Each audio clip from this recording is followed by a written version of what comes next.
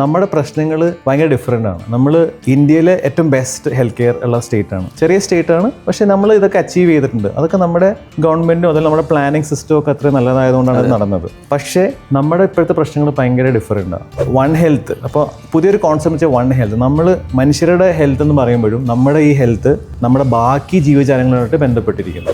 അത് നമ്മുടെ മൃഗങ്ങളാവാം, കാടുണ്ട്, അപ്പോൾ ഇൻഫെക്ഷൻസ് അങ്ങോട്ടും ഇങ്ങോട്ടും പോകും. ഇപ്പം ആനയ്ക്ക് TB വരുന്നുണ്ട്, മനുഷ്യരിന്നാണ് പോകുന്നത് TB. അപ്പോൾ ഇതൊക്കെ നമുക്ക് പ്രിഡിക്റ്റ് ചെയ്യണമെങ്കിൽ നമുക്ക് ജീനോമിക് ഡേറ്റ മ്യൂട്ടേഷൻസ് ഒക്കെ നമുക്ക് നോക്കാനുള്ള കാര്യങ്ങൾ വേണം. കരിമീൻ നമ്മുടെ ഒരു ഡെലിക്കസിയാണ്, പക്ഷേ ഇത് ചെയ്യുന്ന കർഷകരുണ്ട്. ഈ മീനൊരു അസുഖം വന്നു കഴിഞ്ഞാൽ ട്രീറ്റ് ചെയ്യണമെങ്കിൽ നമുക്ക് ഇതിൻ്റെ ഡേറ്റയും കാര്യങ്ങളും വേണം. അപ്പോൾ നമ്മുടെ ഈ project animal, plant, fisheries, human ഇതെല്ലാം കൂടി ചേർത്തിട്ടുള്ള ഒരു പ്രോജക്റ്റാണ് ജീനോമിക് ഡാറ്റ സെന്റർ അല്ലേ. Kerala development innovation strategic council നമ്മുടെ കേരളത്തിന്റെ ഒരു തിങ്ക് ടാങ്ക് ആണ്. അതായത് എങ്ങനെ ഇന്നോവേറ്റീവ് ആയിട്ടുള്ള പ്രോജക്ട്സ് കൺസീവ് ചെയ്യാം, അത് ഇംപ്ലിമെന്റ് ചെയ്യാം എന്നുള്ള ഒരു സ്ട്രാറ്റജിക് തിങ്ക് ടാങ്ക് ആണ്.